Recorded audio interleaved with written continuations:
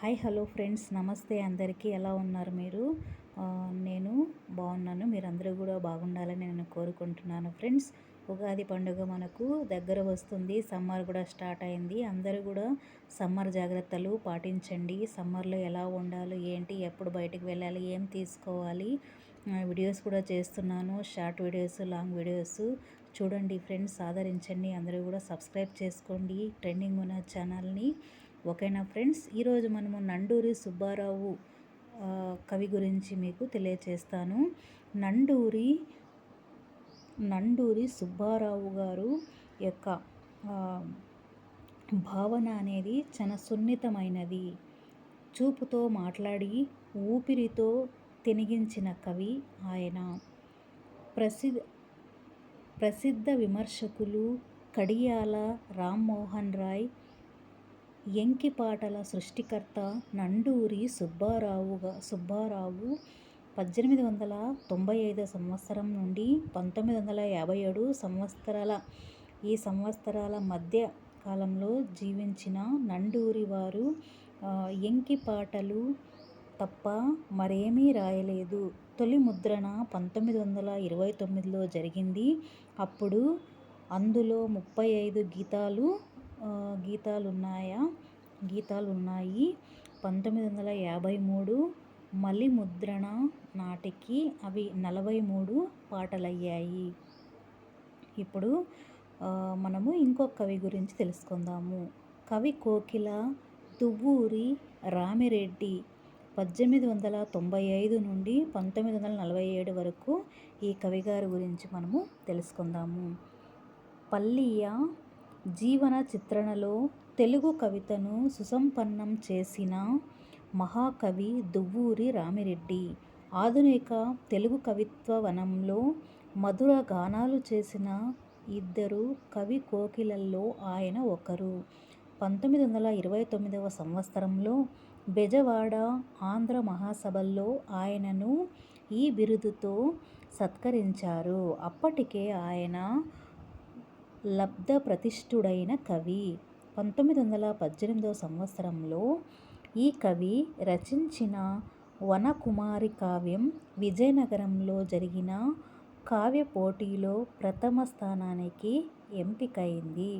దువ్వూరి బహుముఖ ప్రజ్ఞాశాలి. ఆయన కవిత్వాన్ని రచించారు. మంచి కవిత్వపు లక్షణాల్ని విడమరచి విశ్లేషిస్తూ చక్కని విలువైన విమర్శా వ్యాసాల్ని వెలియించారు.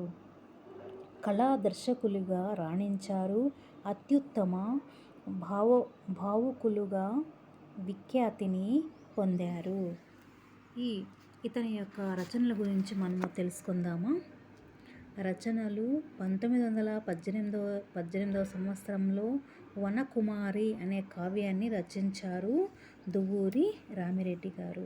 ఇంకా చాలా ఉన్నాయి, మనము తెలుసుకుందాము. మరి 1919 సంవత్సరంలో కృషివలుడు, 1920లో జలదాంగన, 1921లో సీతావనవాసము, 1922 సంవత్సరం నుండి 23వ సంవత్సర కాలంలో యువక స్వప్నము ముద్రణ 1935లో జరిగింది.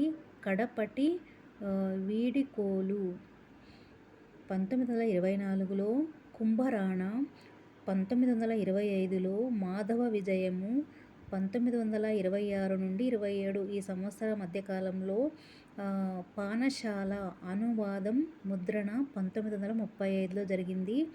1934 సంవత్సరంలో గులిస్తాను అనే రచన, 1935 కాంగ్రెస్ వాలా అనే నాటకం రచించారు. 1937 నుండి 38 మిత్రార్థ శతకము అనేటువంటి శతకాన్ని రచించారు. 1940 నుండి 44 ఈ మధ్య కాలంలో పళ్ళతోట ఫలితకేశము అనే పళ్ళతోట అనేది అనువాదము, ఫలితకేశము అనేటువంటి కావ్యాన్ని రచించారు. కవి రవి అని ఈ కావ్యాలను కూడా రచించారు. అదేవిధంగానే ఇప్పుడు అడవి బాపిరాజు అనే కవి గురించి మనము తెలుసుకుందాము. ఆధునిక తెలుగు సాహిత్య చరిత్రలో అరుదైన వైవిధ్యమూర్తుల్లో అడవి బాపిరాజు ఒకరు. ఆయన కవి, రచయిత, రాజకీయ కార్యకర్త, పత్రికా సంపాదకుడు, 16 కళాహృదయమున్న సాంస్కృతికోత్తముడు అడవి బాపిరాజు గారు.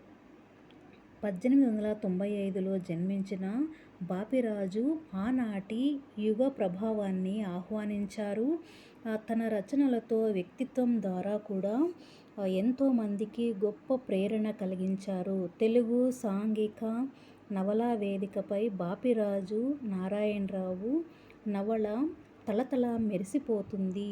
ఆకట్టుకునే కథా వస్తువుతో పాటు అంతకు మించిన సౌందర్యాత్మక భాషను ఉపయోగించిన తొలి తెలుగు నవలా రచయితగా బాపిరాజును పేర్కొనవచ్చు. నారాయణరావు నవలల్లో జాతీయోద్యమ కాలం నాటి అస్పష్ట రేఖాచిత్రం దర్శనమిస్తుంది. రచయిత శిల్పదృష్టి ఆశ్చర్యాన్ని కలిగిస్తుంది. బాపిరాజు లేఖని నుండి వెలువడిన గోన గన్నారెడ్డి నవల తెలుగు చారిత్రక నవలా జగత్తులో అత్యుత్తమమైనది. కోనంగి, తుఫాను వంటి ఇతర నవలలు కూడా ఆయనకు మంచి పేరునే తెచ్చిపెట్టాయి. ఆయన రచించిన హిమబిందు నవల బౌద్ధ సాంస్కృతిక సంపదల్ని మన ముందుకు నిలుపుతుంది. విశ్వనాథ సత్యనారాయణ వంటి సారస్వత దిగ్గజంతో బాపిబావగా పిలుపునందుకున్న ఈ కవి జాతీయోద్యమం పట్ల సహానుభూతితో వ్యవహరించారు. నాటి ఉద్యమంలో పాల్గొన్నారు. ఉద్యమానికి స్ఫూర్తినిచ్చే గీత రచన చేశారు. హైదరాబాద్ నగరం నుండి వెలువడిన మీజాన్ పత్రికకు సంపాదకత్వం వహించారు. జి.ఎం. కలకత్తా వాలా అనే ఆయన 1940వ శతకంలో హైదరాబాద్ నగరం నుండి ఈ పత్రికను నడిపేవారు. నవలను సీరియల్గా ప్రచురించడమనే పద్ధతికి బాపిరాజు అంకురార్పణ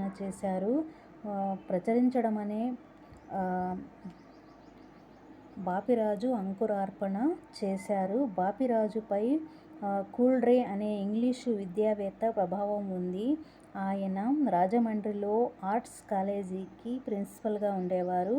కూల్డ్రే సాహచర్యంతో బాపిరాజులోని భావకథ వికసించింది. ఒకవైపు